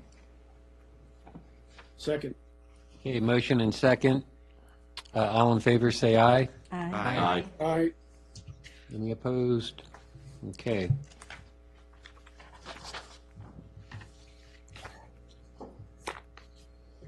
Next line item, event coordinator position. Yes, so following our discussion at the work session last week, I have provided the council, we're on packet page 77 for everybody following along in the packet. I've provided a memo here kind of outlining a little bit more of what we talked about, what some of the additional duties would be. The additional duties are listed out there in the second paragraph in the italicized font. I also went and I included, council had asked for the annual salary amount and what the all-in fringe benefits would be. That's at the top of page 78. So the all-in salary for FY25, and that would include any proposed COLA that we currently are discussing in the budget, is $53,560. And the all-in benefits, if the individual took the family plan for insurance, would bring the total amount to $86,608.16. So I'm happy to answer any additional questions. When I was going through this, I was trying to work out a lot of the qualitative and quantitative offsets that council asked for. And I will say that given the short time frame of kind of thinking about it this past week, it is very qualitative. I can sit here and tell you all the great benefits this position will bring in a qualitative manner regarding their interactions they're going to have with the community as well as our businesses, the potential they'll be able to do our events, do additional events. I wish I could put a number on how much sponsorship money they're going to be able to bring in by having full-time hours, but we just never know with economy, you know, how businesses are doing. So for some of the quantitative numbers, not able to as easily tell you without a doubt that these numbers will be offset. So. Okay, any questions, comments? It's just a random question. I forgot to ask this last time. Middleburg has a full-time, don't they? Full-time events position? Off the top of my head, I don't know. No, I remember it being full-time, and I do remember the added value. They do. The added value, and that became that individual became sort of the face of the town in that regard, and I think it did. I remember, or do recall it being of I believe that she is also the wife of a business owner in our town, Oh, very by nice. coincidence. Okay. And I mean, for those of you who maybe weren't as in tune in 2018, we did have what we called a event coordinator or Main Street coordinator, event director. She had a couple titles, but we did have this position as a full-time position prior to June of 2018, and this position also took care of our town museum. And that is something that I've added back in the duties, is being able to have somebody who takes some of the exhibits and the museum work off of my plate. In our next discussion of strategic planning, I think looking at just our top 3 priorities alone of what we would like to accomplish, you'll see that, you know, we need a little more help around the office. Alexander? Why did that position go from full-time to part-time? Just curious. That position was actually eliminated in July of 2018. And so when that position was eliminated by the council, all of the events fell on myself and the then clerk, Shelley. And so Shelley and I did events, just the two of us, until Shelley left the town. And then I was doing the town planner and all of the event duties. And so right before I went out on leave, we had worked pretty hard. I worked with Tracy Lynn, and I shared very openly with her that I just didn't have the capacity to do it all anymore. And so we were able to get the events position part-time. And there was a really big push that our community asked for a farmer's market. And so I was not able to give it the time it needed. We needed to have somebody else do that. That's why we started part-time. That's been very successful, and our community wants to see it continue and grow and only be better. And so with that farmer's market duty that takes a lot in the spring for setup and then continuous till November, and then all of our other events, we just find that it's time it needs to go back to full-time. I think you mentioned that potentially this individual can bring in additional sponsorship money? Yes, so when I was doing the events position right before all of COVID happened, I had some pretty good business network ties, and that year we were projected to hit $27,000 just in sponsorship money alone. That was really good for us. Once COVID hit, we just haven't been able to get back out in the community and interact in the same way. We typically would go visit businesses. We would go to them, have meetings, over at the hospital with their administration and other businesses, and really sit down and talk about how we could partner. So I think this will be a new opportunity to have more hours in the day to go meet for that coffee, talk to potential sponsors. Mr. Mayor, or Emily, is it fair to say that the hotel as well, the arrangements that came out of the hotel, and we're having that income stream, we needed to be able to facilitate that? I'm not saying it correctly, but... So maybe to add, and you can correct me if I get this wrong. So with the revenues that are coming in from TOT, we have a pot of money that can be utilized for tourism efforts. If Tracy, Lynn, and I sit down long enough together, we can spend it all in an hour, on a lot of fun events, but we don't have the staff. Just kidding, Joe.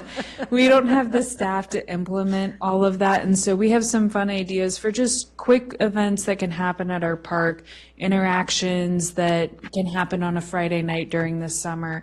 So things, movie nights that we can work with Park Valley on, or other experiences that we want to bring to the town that don't need to be a full-fledged Haymarket day, but also still need the same attention and, planning effort to really make it successful.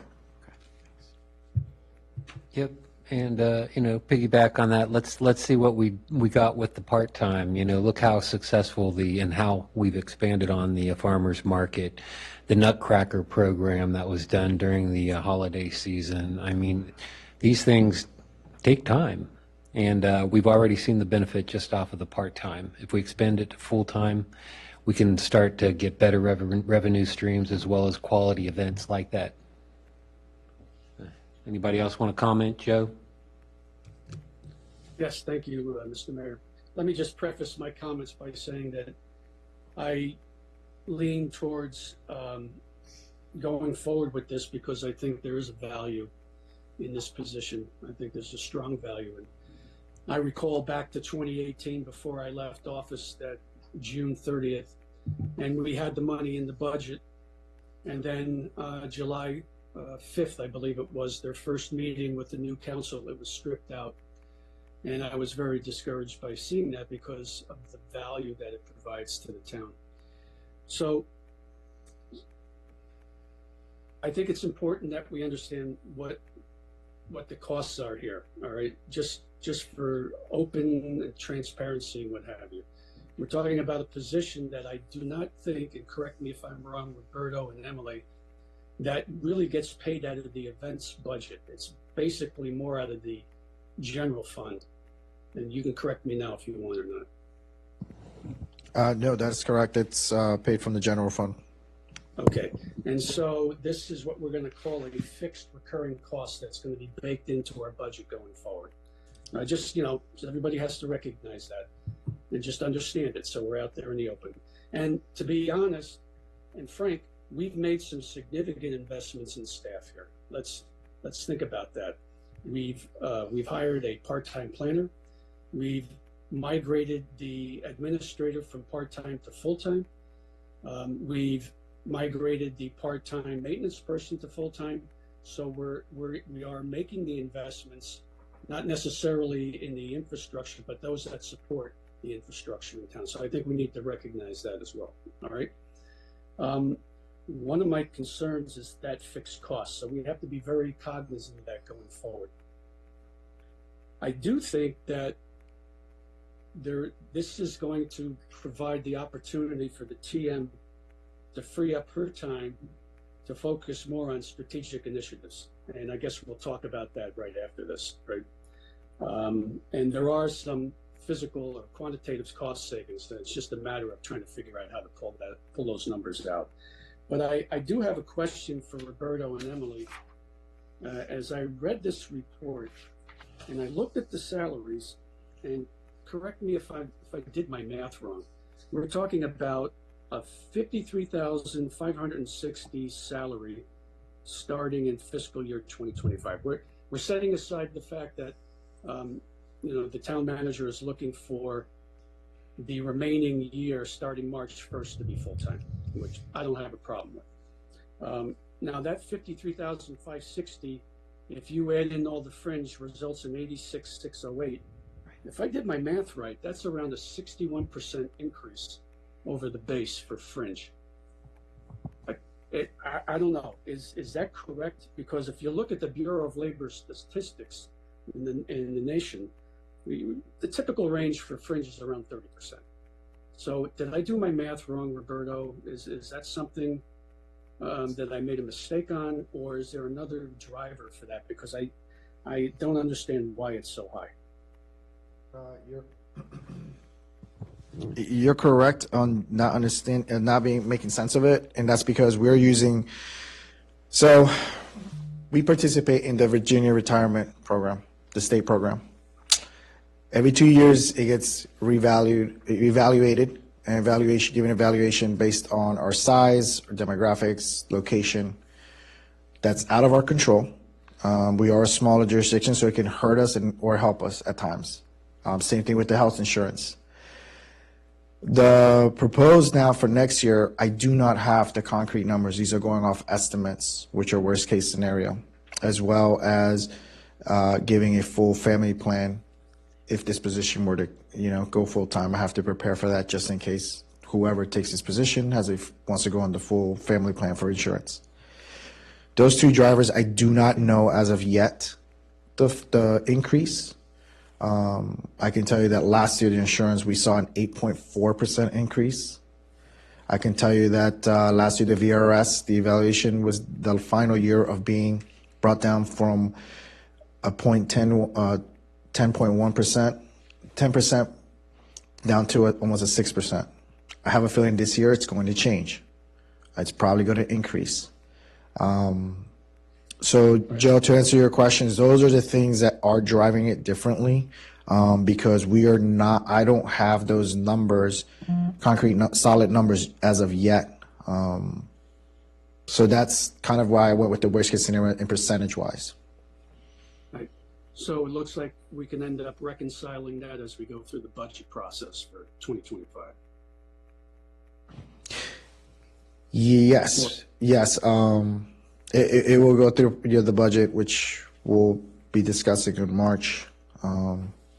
But I can tell you that right now, the way the budget is working, it organically works. And that's using worst case scenario numbers on some line items that I don't have control over, but we will definitely go through those numbers as well once we have them come budget time. So you're budgeting worst case scenario, and you're being conservative on the revenue stream. So that kind of makes sense. I get that. So lastly, my only other comment reflects a need to kind of review our organizational chart, the town's organizational chart. I think it would be helpful to see, because I'm wondering, we've been somewhat incremental in our approach in these positions. And I'm wondering if we could take a look at that and see it more strategically, where we are and where you think we're going to be going, Emily. Okay. I can certainly bring that back out for review. Right now, how it currently is that the position falls under town manager along with the other staff positions here in the admin office, and then it just switched it over from part-time to full-time status. My only comments. Thank you, guys.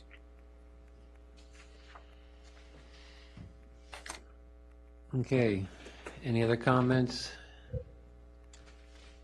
Need to figure out what direction we want to go. Recommendations from council. Are we going to accept this? Request that we put out a statement for employment? What's council? I'm in acceptance of the position. We'll do a round table. Alexander? Yeah, I think the town staff has done a good job in justifying why we need to move this to a full-time position, so I'm good with what's being proposed. Okay, and Tracy Lynn, Marchant? I was just going to say, from the time when I worked for the town and working at sort of rounding out the core staff that we need, I think was said earlier, we had this position already. I think we've anticipated it. We saw how we could utilize it. So I feel like the only other position beyond this to have a complete, I guess, support staff would be the part-time planner. But that, I think, would depend upon in the future, we're almost built out. So in terms of large-scale redevelopment, the roles and responsibilities for the town planner may level off or may just become a different animal. But I feel like with this position, I don't see us having to, in the next 5 to 6 years, other than the police maybe, having to add any additional staff. I think it gives us, would that be a fair assessment? Correct. Is that, yeah. Yes. That we round it out, we serve those core functions, and we'll be able to sustain it and not have to look at adding more staff, at least in the near future. So, thanks. I support it, is what I'm saying. Okay. Mary? Yes. Matt? Yes, I'm supportive. Joe? You're welcome. If the question is, are we going to post this publicly? Is that the next step? Well, first agreement that we plan to expand this and to put it out for notice, yes. Yeah, okay. Yeah, I can agree with that. Okay. So without objection, we are allowing you to put this out for notice for full-time. Okay.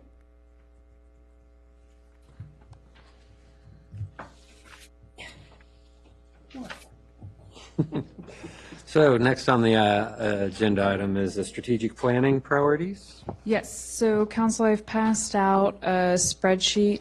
So what I did over the past week is work on pulling together our top 3 priorities that we identified. And if I switch public parking and town center as 2 and 3, please let me know. I can easily change that. But what I did is I went through and I tried to identify all of the different project elements and how we can go ahead and start moving on them and what the next steps of action would be.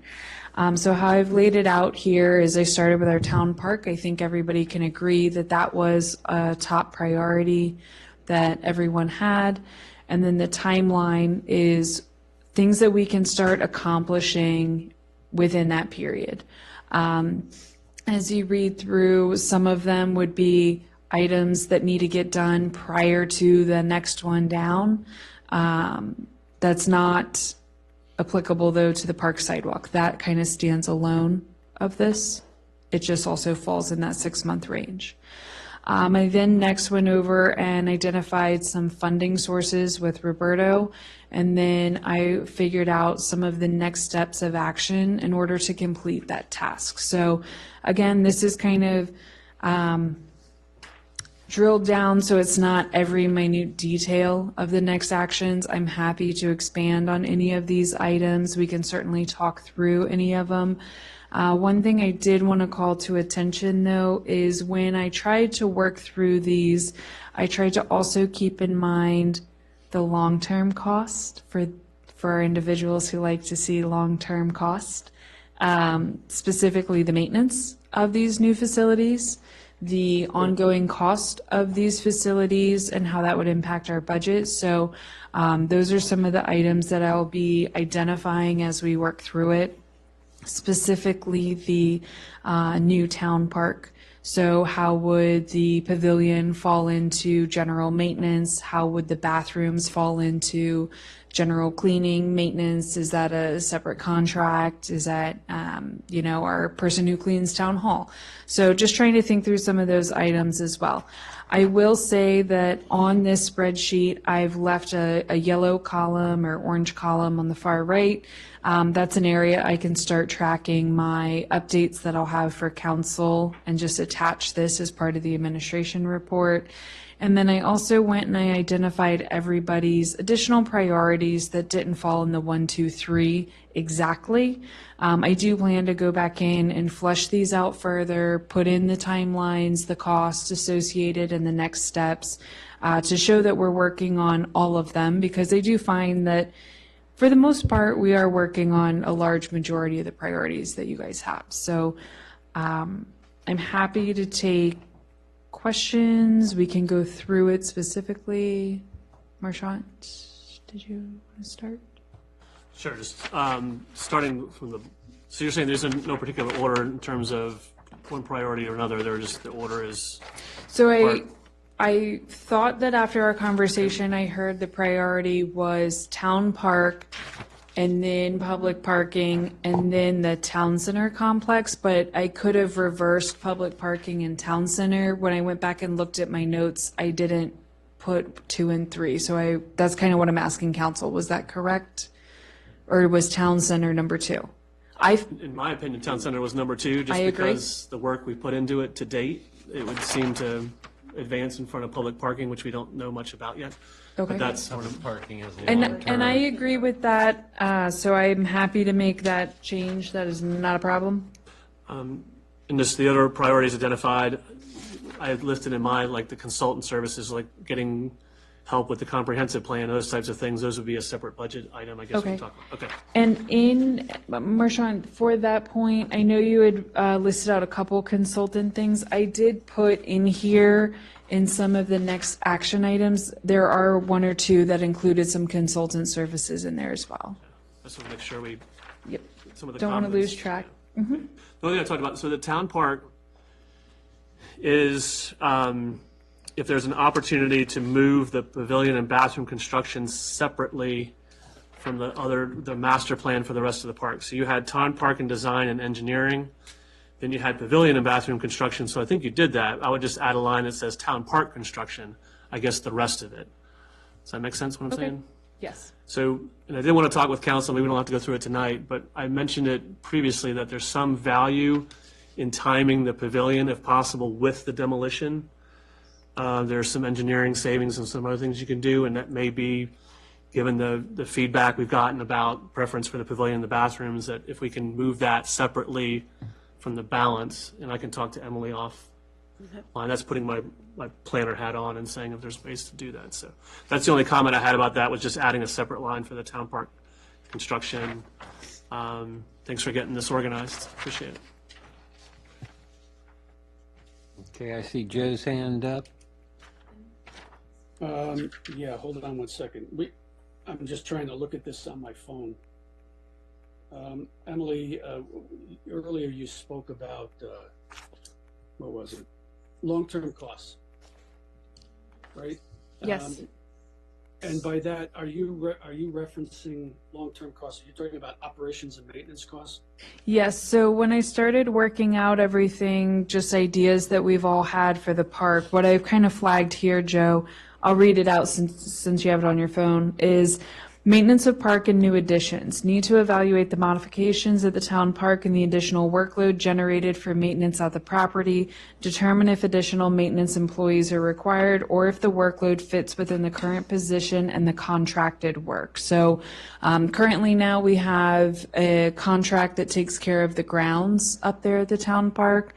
And so that's not something I'm necessarily looking to add to our maintenance position, but the upkeep of the restrooms, the upkeep of the pavilion, any setup of a pavilion rental, if we have a dog park, who's going to come in and scoop poop, those things.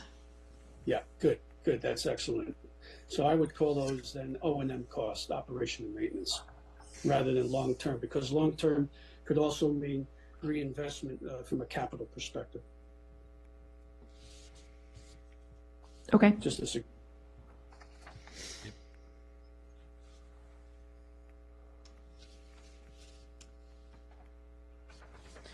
For current items, just so you know, I mean, we are currently working through the demolition of the structure. We are working on the final revision of that RFP. I hope that it'll be finalized by the end of the month for posting. I'm just working with Olan on that. So that is currently undergoing, and that timeline of 6 months is the time that I'm hopeful we can get a contract awarded to go through the permitting process and determine a date of demolition. I was hopeful that if the council decided it was necessary to do a community engagement charrette, whatever that might look like, that's something we can complete this springtime. And so some of these items can certainly be done in conjunction and parallel with others. I'm happy to let everybody kind of digest this, send me an email or give me a call. We can set up a time to meet and talk about comments. Certainly looking for council feedback. Well, I gave you a little bit about the concept of the park. I'm assuming that falls within the community engagement charrette, Yes. Alexander? For the community charrette, I think, Emily, one of your proposal was to engage a consultant, Yes, that's correct. and is that something that you still want to I pursue? I or- would still like to move forward with that. If council feels most comfortable, I can reach out to a couple consulting firms over the next couple weeks and see if I can get rough numbers to bring to you guys during the work session. I can see how responsive they are, see if we can turn that around. I think I would like to see some proposals or bids, if you will, from some consultants, and also see what their timeline might look like for spring, like what availability some of them might have and what aligns with our needs and availability. Because I would like to get that community engagement. And add to that if they have suggestions on how to maximize participation. I was just going to say, ensuring that we're comparing apples to apples, so to speak. Yeah, I'll come up with like a scope of work document that we can have in the ready to talk about, and I can send to them when I'm looking for a cost estimate. That would be awesome. Thank you. Emily, just so I remember to do this, I think I have the RFPs for the last one, if that helps you save some time. Yes. Okay.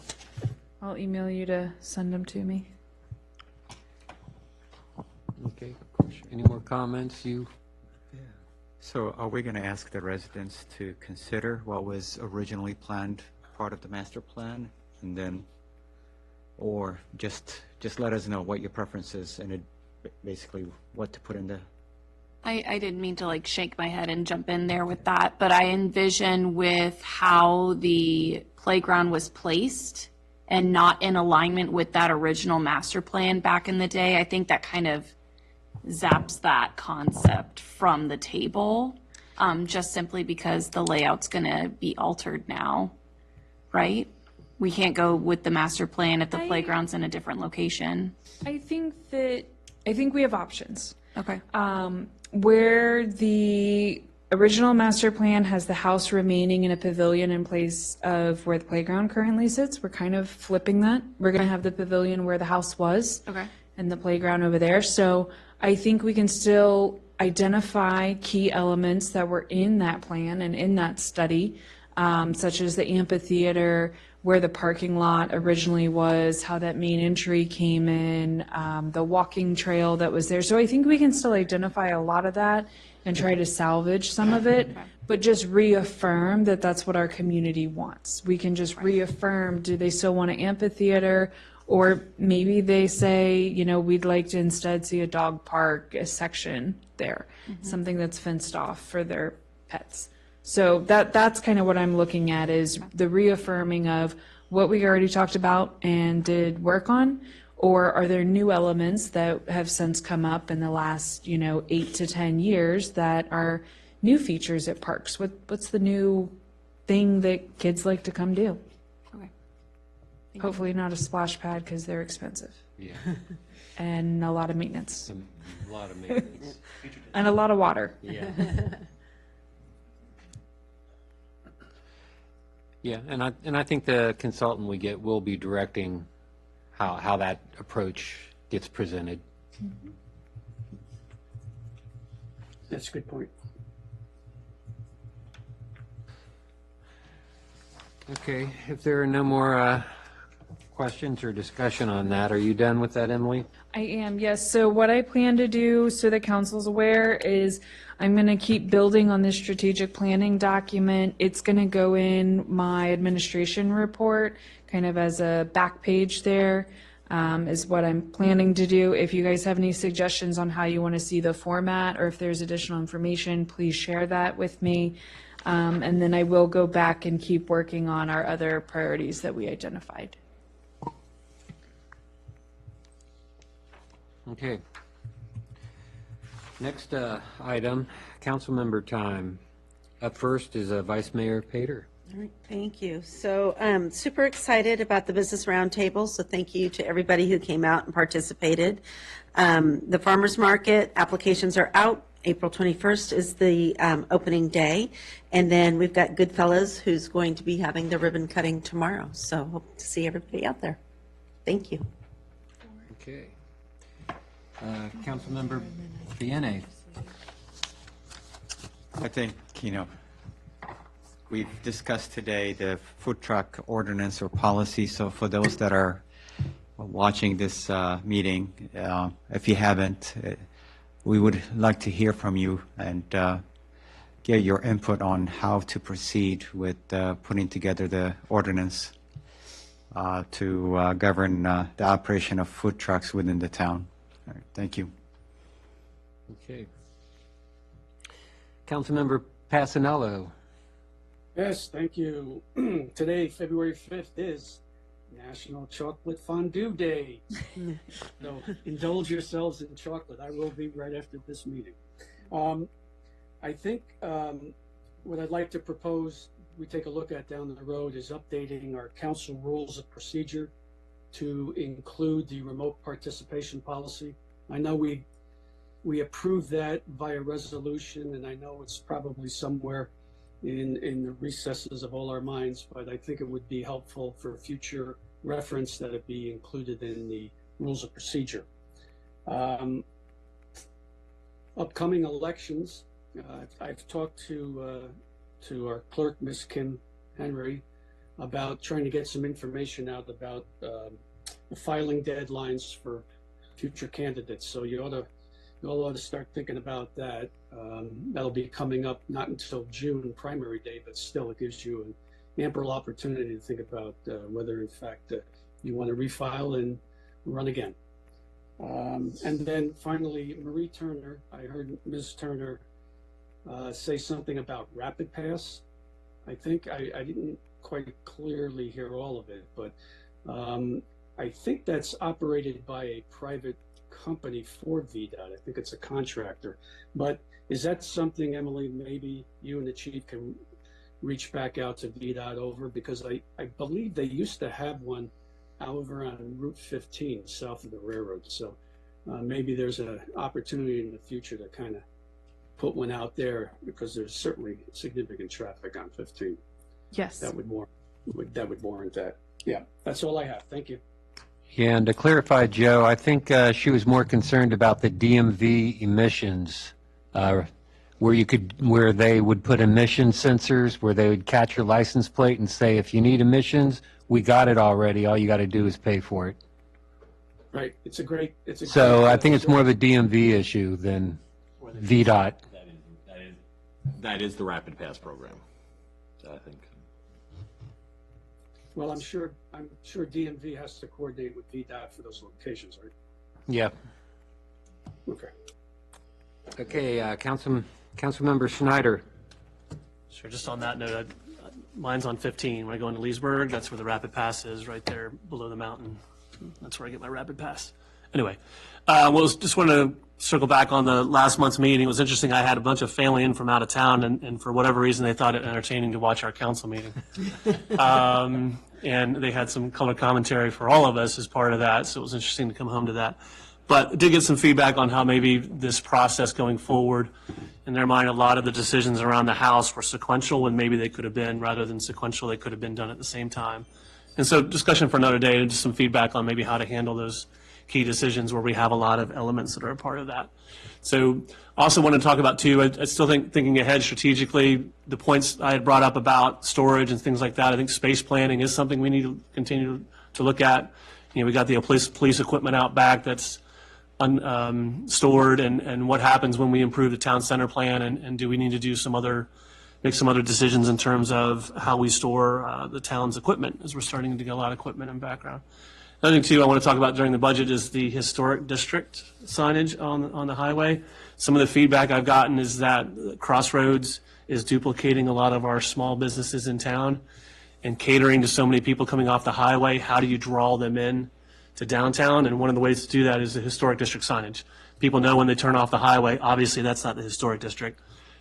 In other words, how do we encourage people to come further this way and not just stop, get their food, and get back on the highway again? So if that's a low-hanging fruit we can discuss during budget season, I would like to look at seriously dedicating some resources to that, so that we can try to encourage more people coming into downtown. So that's all I have. Thanks. Okay, thank you. Councilmember Ramirez. Thank you, Mayor. I want to invite my colleagues to let me know if you're interested in participating in the community committee meeting that we're having on March 5th. It's going to be a lunch meeting. There's no school that day, so whoop. No. That's not this platform. So if you're interested, please let me know, because if more people want to participate in that conversation, because I think Vice Mayor is interested, but I also think Councilmember Gallagher is interested in the community piece as well. So if there's more than two of us, I want to be able to alert staff so we can follow procedures for that. And then I also wanted to highlight to my colleagues and the public, let them know that the RELI, the Regional Elected Leadership Institute, which is run out of Mason, I believe, they're offering a policy and governance orientation program that's going to run every Monday from April 8th to May 20th from 6 p.m. to 9 p.m. and they'll be providing dinner. And it's for elected leaders to come and learn. They have like a list of different topics of discussion for each night. So if there's something of interest, I do want to let my colleagues know that that's out there, and that can help us better our community and get networking as well. So wanted to draw some attention to that. And then I wanted to end on the fact that our local nonprofit, Carried to Full Term, has changed their name to the Virginia Women and Family Support Center to really encapsulate and capture what they're providing as a service to women that suffer homelessness. And I think it's a really great mission, and I think that we're really lucky to have them here in town. And I reached out to the clerk and connected them with one of their marketing people to see and have them come in and reintroduce themselves to everyone and share their mission. So that's all I have. Thank you. What's the new name again? Virginia Women and Family Support Center. Thank you. Okay, thank you. Councilmember Gallagher. All right.